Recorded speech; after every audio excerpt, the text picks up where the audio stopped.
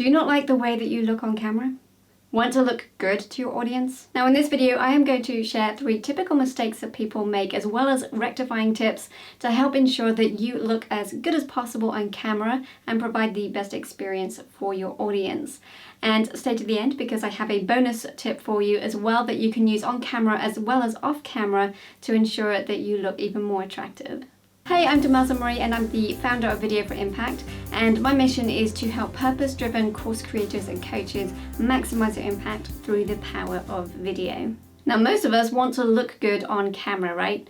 But there are a few things that we can typically do that actually don't do us any favors at all, and one of those is camera angles. Now, a lot of times when we are on camera, we are actually using our laptops and the webcam for Zoom calls or coaching calls, or even just making videos like this.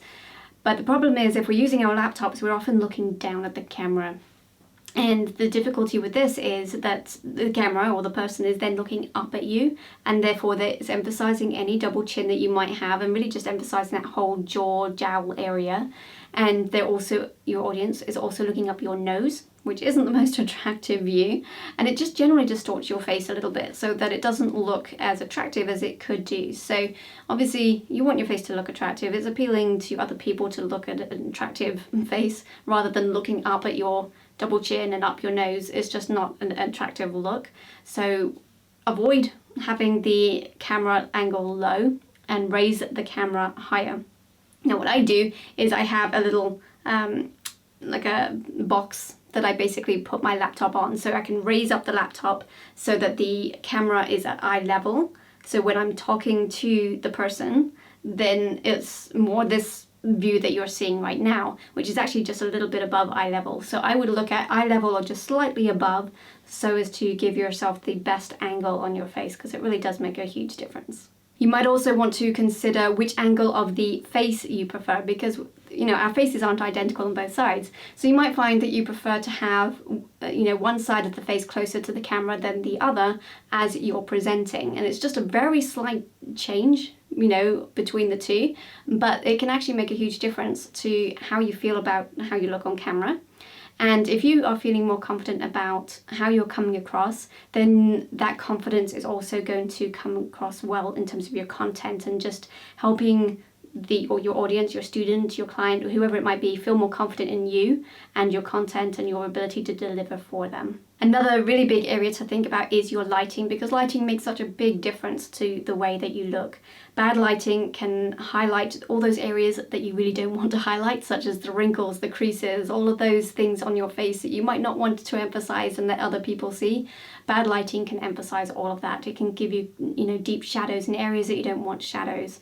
It can make you look older, and most of us don't want to look older, we want to look younger. So bad lighting is really going to do you a lot of disservice in terms of how good you look on camera. Whereas good lighting can make you look younger, it can make you look slimmer, it can just give you a really good look. And I know for myself that when I see pictures of myself or video of myself with bad lighting, I'm like, oh my goodness, I don't like that. But if I see myself with in a picture or a video with good lighting, then I'm like, oh, good, I like that picture.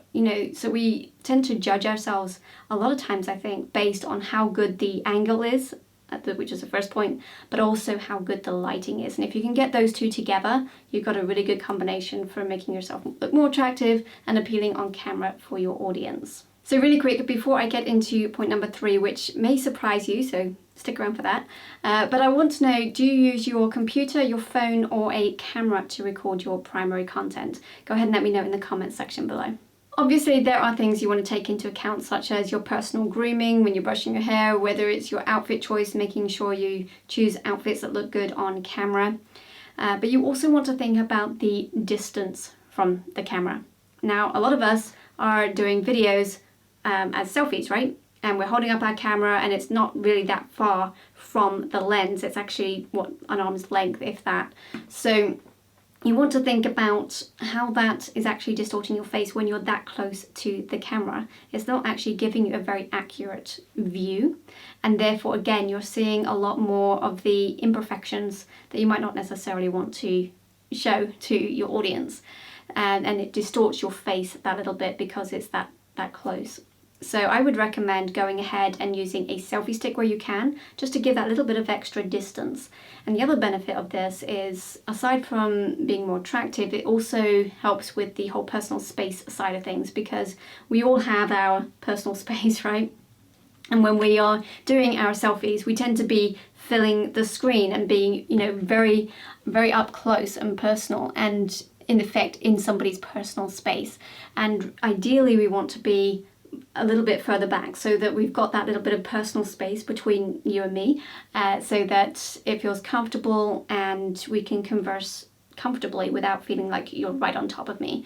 So that would be something else to consider psychologically as well as you engage with your audience, is to just give a little bit more distance between you and the camera so that they don't feel like you're like right in their intimate space. And my bonus tip is to think about lifting your neck and your chin. So very often when we're relaxed, we're sitting back in the chair, our shoulders are slumped, our chin face kind of sinks into our neck, and it is not as attractive as when you are lifting your neck up slightly and your chin forward, and basically giving yourself a more slimmer, longer neck and a slimmer jaw area. And if you can also kind of sit up straight with your shoulders back and sit up tall, all of this is going to make you look a lot more attractive than kind of slumped and relaxed looking. So go ahead and try this. Lift up your chin, elongate your neck just a bit, shoulders down and back, and whether you're on camera or off camera, this is going to help you to appear more attractive.